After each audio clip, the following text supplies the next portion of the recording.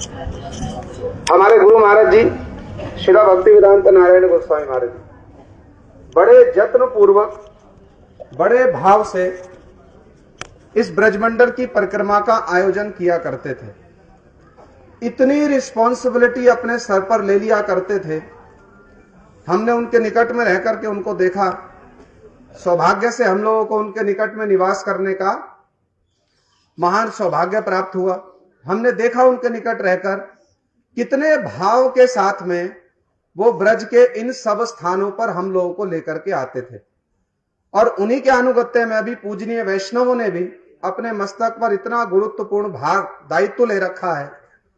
क्यों इन सब स्थानों पर हमको लेकर आते हैं, आप जाकर देखिए। पूरी टीम रात दिन लगी हुई है। इतनी कुछ चेष्टाएं चल रही हैं। जानते हैं किस लिए चल रही हैं? बहुत ध्यान से सुनना और समझना। इसलिए चल रही हैं, इस स्थान पर, ऐसे स्थानों पर आकर के हम गौड़ीय वैष्णवों का जो भाव है, जो ब्रज गोपियों की भक्ति, जो ब्रज गोपियों के चरणों की धूल, जो ब्रज गोपियों का भाव, मंजरी भाव, उस भाव का वैशिष्ट्य क्या है, इसको समझने की आवश्यकता है। बहुत गुरुत्व के साथ में समझने की आवश्यकता है। यदि यहां बैठ करके इन कथाओं को ठीक से नहीं सुना और हृदय में नहीं लिया, परिक्रमा करने का फल तो मिलेगा, किंतु वास्तव फल जो है ना, वो नहीं मिलेगा। जो भाव अभी हम लोग सुन रहे थे ना, श्री जीव गोस्वामी जी ने प्रीति संदर्भ में, आप खोल करके देखिए, ब्रज गोपियों के जो भाव है ना, उनका क्या महात्म्य श्री जीव गोस्वामी चरण ने प्रकाशित किया। और हमारे गुरु महाराज जी उसके ऊपर में जो कथाएं बोला करते थे, आप सुनकर के देखिए। दो चार बात मैं बस बतला दूं बहुत संक्षेप में। हम लोग सुन रहे थे, कृष्ण ने ब्रज में अरिष्टासुर का वध किया। जब अरिष्टासुर का वध हो गया तो ब्रज में नारद जी आए और नारद जी ने आकर के कृष्ण को उनकी भावी मथुरा द्वारका लीलाओं का स्मरण करा दिया। हमारे गुरु महाराज जी श्रील नारायण गोस्वामी महाराज जी कहा करते थे, गुरु महाराज जी की जो इस पर मौखिक टीका है, एक तो होती है लिखित टीका, एक होती है मौखिक टीका, उसको सुनकर के देखिए, आपको ठीक ऐसा लगेगा श्री गुरु महाराज जी संपूर्ण रूप में षड गोस्वामियों से अभिन्न है। और ये केवल अतिशोक्ति की बात नहीं है, कोई बढ़ा चढ़ा कर कह रहे हम शिष्य हैं, हमको हमारा तो कर्तव्य है बोलना ना, ऐसा नहीं है। आप सुनकर के देखिए, आपको अनुभव होगा। गुरु महाराज जी कहते हैं बृहद भागवतामृतम की टीका में, उनकी जो मौखिक टीका है, श्री गुरुदेव कहते हैं, साधारण लोग समझते हैं कृष्ण ने ब्रजवासियों को अपनी लीलाओं से मोहित कर रखा है। बात ठीक है कि नहीं है? बात ठीक है कि नहीं है? नहीं, पूरी ठीक नहीं है। कृष्ण ने ब्रजवासियों को मोहित नहीं कर रखा, ब्रजवासियों ने कृष्ण को मोहित कर रखा है, गुरु महाराज जी कहते हैं।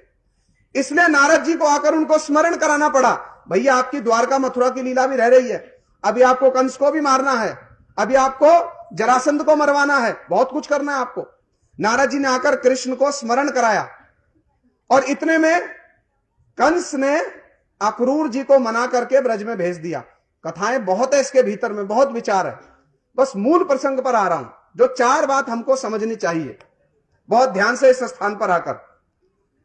और भातरौल की जो कथा और अक्रूर घाट, अक्रूर जी से संबंधित जो कथा, इनमें कुछ समन्वय है, कुछ समानता है। इसलिए सुखदेव गोस्वामी जी ने लीलाओं का क्रम भंग कर दिया। जो एक जैसी लीलाएं हैं उनको एक साथ कह दिया, इसलिए लीलाओं का क्रम भंग हुआ है। श्री जीव गोस्वामी जी बतलाते संदर्भों में, अक्रूर जी को कंस ने मना करके ब्रज में भेजा। अक्रूर जी ब्रज में आ रहे हैं बड़े भाव के साथ में कि मुझको कृष्ण के चरण कमलों का दर्शन होगा, यद अर्चितम ब्रह्म भवादि भी सुरय। और इस श्लोक की सनातन गोस्वामी जी ने क्या अद्भुत टीका की है। और इस पर श्री गुरुपाद पद्म की टीका सुनिए आप जाकर, मौखिक टीका, आप आश्चर्य में पड़ जाएंगे। ना भूतो ना भविष्यति, समय होता तो बतलाते विस्तार से, फिर पीछे कभी सुनेंगे। अक्रूर जी ब्रज में पहुंचे, कृष्ण को और नंद बाबा को जाकर समाचार दिया, भैया कंस ने मथुरा में बहुत बड़े दंगल का आयोजन किया, अखाड़ा सजा है, धनुष यज्ञ होगा, आपको चलना पड़ेगा। कृष्ण और बलदेव को तो सारी बातें बतला दी। देवकी वसुदेव बड़े कष्ट में है, यादवों पर बड़ा कष्ट हो रहा है, विष्णुवंशियों पर बड़ा कष्ट हो रहा है, आपको चलना पड़ेगा। किंतु नंद बाबा को यह सारी बातें नहीं बतलाई। नंद बाबा को बस इतना बतला दिया कि मथुरा में बहुत बड़ा दंगल हो रहा है, यज्ञ हो रहा है, उत्सव हो रहा है, और कृष्ण बलदेव की भी वहां जाने की इच्छा है। जैसे महाराज जी बतला रहे थे, कृष्ण बलदेव ने नंद बाबा को मना लिया, जैन केन प्रकार। नंद बाबा ने भी सोचा चलो उत्सव है, चले जाते हैं, और सारे ब्रज में घोषणा करा दी नंद बाबा ने। ब्रज के अंगरक्षक गोपों से घोषणा करा दी, हम लोग कल मथुरा जाएंगे, जिन जिन की चलने की इच्छा है चल पड़ो। सुदाम, वसुदाम, श्रीदाम, नंद, उपनंद सब लोग तैयारी करने लगे। किंतु जब ब्रजगोपियों के कानों में यह बात गई तो ब्रजगोपियों में भी 3 प्रभेद हैं। 3 प्रभेद श्री जीव गोस्वामी जी ने बड़े विस्तार से बतलाया प्रीति संदर्भ में। जो मधु स्नेहा है, श्रीमती राधिका आदि, जब उन्होंने इस बात को सुना कि कृष्ण मथुरा जाने वाले हैं, सुनने मात्र से ही उनके हृदय में विरह का बड़ा तीव्र ताप संचरित हो गया। यह मधु स्नेहा श्रीमती राधिका का वैशिष्ट्य है। किंतु जो घृत स्नेहा है, चंद्रावली आदि, जब उन्होंने सुना तो सुनकर के पहले विचार किया, अच्छा कृष्ण मथुरा जा रहे हैं, और विचार करने के बाद में कृष्ण का नाम रूप गुण लीला उनकी स्मृति में आया, और तब उनके हृदय में विरह का ताप हुआ। श्री जीव गोस्वामी कहते हैं मधु स्नेहा और घृत स्नेहा गोपियों में ये तारतम्य है, ये वैशिष्ट है। अब सारी गोपियों ने बात को सुना और धीरे धीरे धीरे धीरे सबके हृदय में विरह का बड़ा भारी संचार हुआ।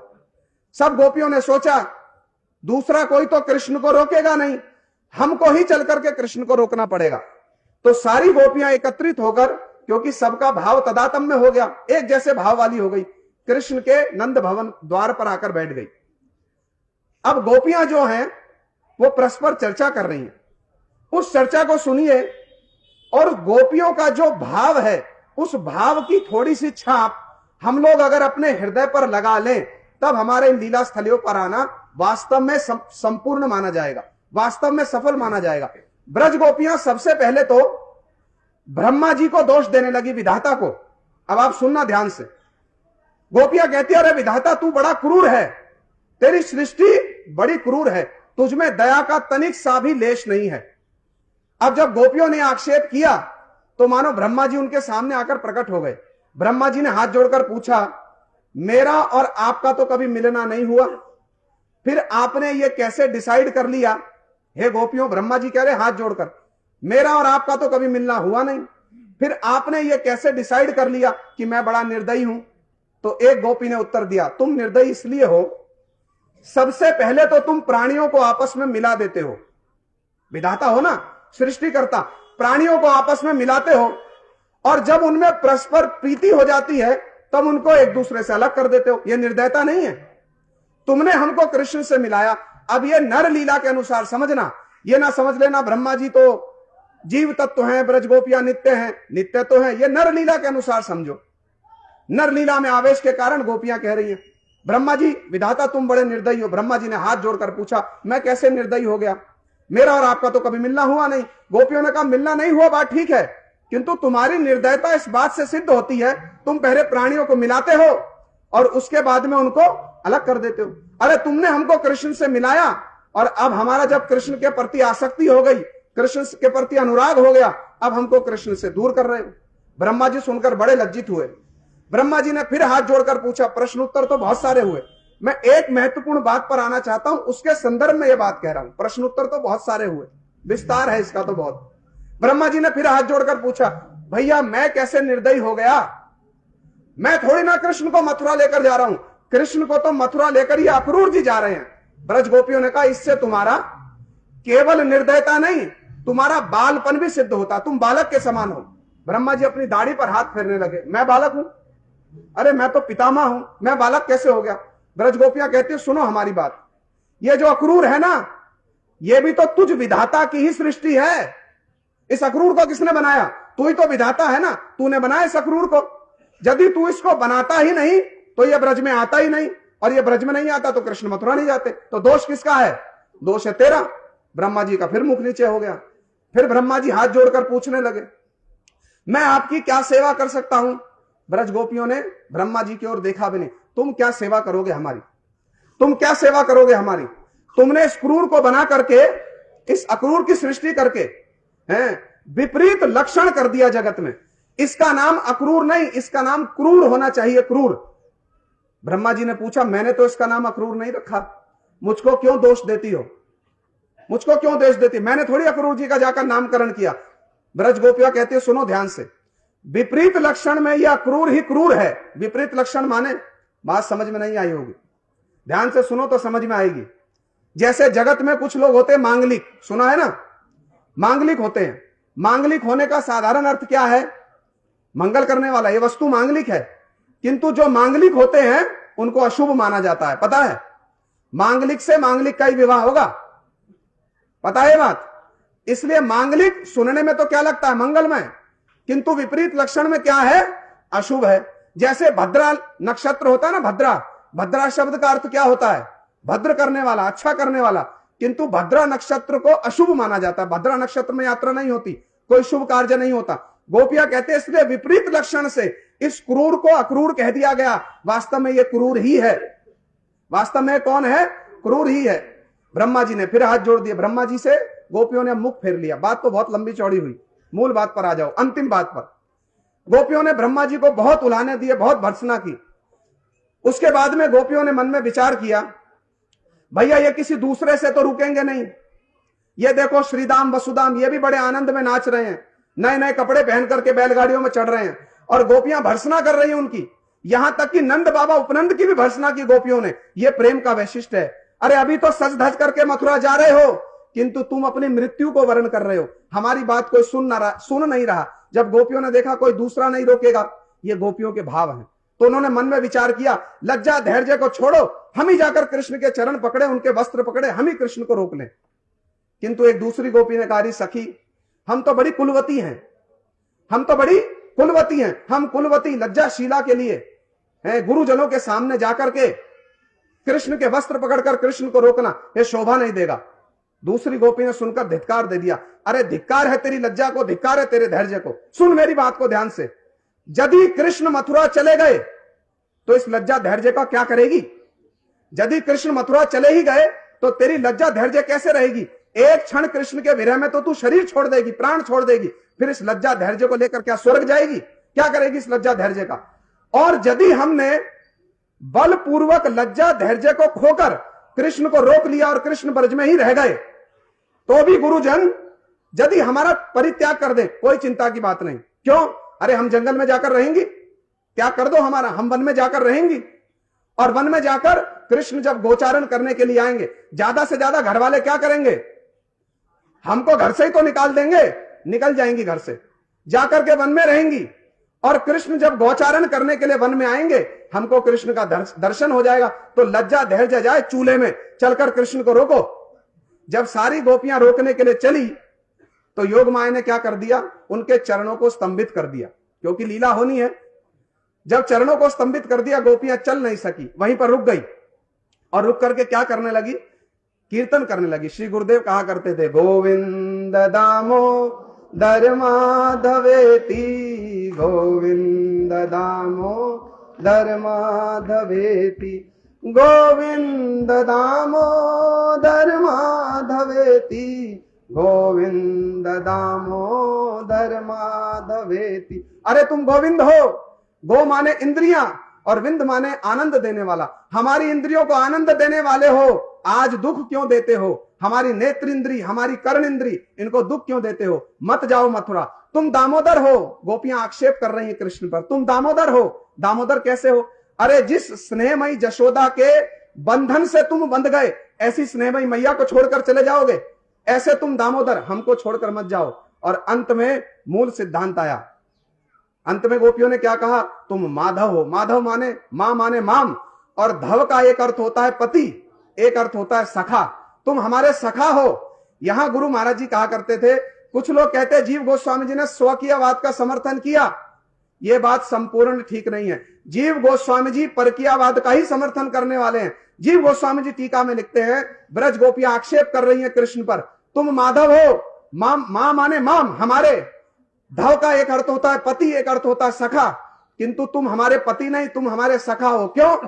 यदि तुम हमारे पति होते और हमको छोड़ करके चले जाते, तो पत्नी पर तो पति का संबंध के कारण कुछ अधिकार है, तुमको दोष नहीं लगता, किंतु हम तो तुम्हारी पत्नी नहीं, हम तो तुम्हारी सखियां हैं। हमको छोड़कर जाओगे तो तुमको स्त्री वध का दोष लगेगा, इसलिए हमको छोड़ करके मत जाओ। श्री गुरुदेव कहते हैं जीव गोस्वामी जी ने यहां भी परकीयवाद की स्थापना की है। ऐसे सिद्धांत, ऐसे भावों से परिपूर्ण ये सब स्थान है। इतनी कथाएं हैं इसमें, और भातरोल की कथा जो है उसमें भी यज्ञ पत्नियों की जो कथा है ना, ये सब प्रसंग हमारे गौड़ीय रस साहित्य का वेद स्वरूप है, वेद स्वरूप। इन सब प्रसंग, इन सब सिद्धांतों को नहीं जाना, ब्रजमंडल परिक्रमा में आना सफल नहीं होगा। गुरु महाराज जी ये कहा करते थे, हमने रसिक वैष्णवों के साथ में, एक बात तो बस समाप्त कर रहा हूं, एक बात तो गुरु महाराज जी कहा करते थे बार बार, देखो ये बात ठीक है कि जितनी सारी बातें कही जा रही हैं उन सब बातों को हो सकता है हम अपने हृदय में ना ले जा पाए, कुछ भूल जाएंगे, कुछ ठीक से समझ में नहीं आएगी। किंतु गुरु महाराज जी एक बात कहा करते थे, हम लोगों ने ब्रजमंडल परिक्रमा में भी, नवद्वीप परिक्रमा में भी, यह गुरु महाराज जी की दी हुई आशा है। श्री गुरुदेव कहा करते थे, हमने रसिक वैष्णवों के साथ में ब्रजमंडल की परिक्रमा की है। अब आप लोग देखो 3 दिन हो गए, सुबह 3 बजे उठ के रात को 10-11 बजे तक कार्यक्रम चलेगा। कभी धूप है, कभी बरसात है, कभी गर्मी है। गुरु महाराज जी कहा करते थे, इतना कष्ट करके परिक्रमा कर रहे हो, वैष्णव लोग इतना जतन करके परिक्रमा करा रहे हैं, क्या महाप्रभु हमारे प्रति संतुष्ट नहीं होंगे? क्या राधा जी हमारे प्रति संतुष्ट नहीं होंगी? गुरु महाराज जी कहा करते थे, राधा जी अवश्य ही हमारे प्रति संतुष्ट होंगी, और हो सकता है हमारा उस वस्तु में अधिकार ना हो सकता है हम उस वस्तु को प्राप्त करने के लिए अधिकारी ना हो, किंतु यदि हमने ठीक ठीक रूप में गुरु वैष्णवों के अनुगत्य में परिक्रमा की और थोड़ा सा भी हृदय में इस भाव की छाप ले ली, हमको राधा जी का दास से अवश्य ही मिलेगा। ये गुरु महाराज जी कहा करते थे। जय श्रीला गुरुदेव भक्ति वेदांत नारायण गोस्वामी महाराज की। देखो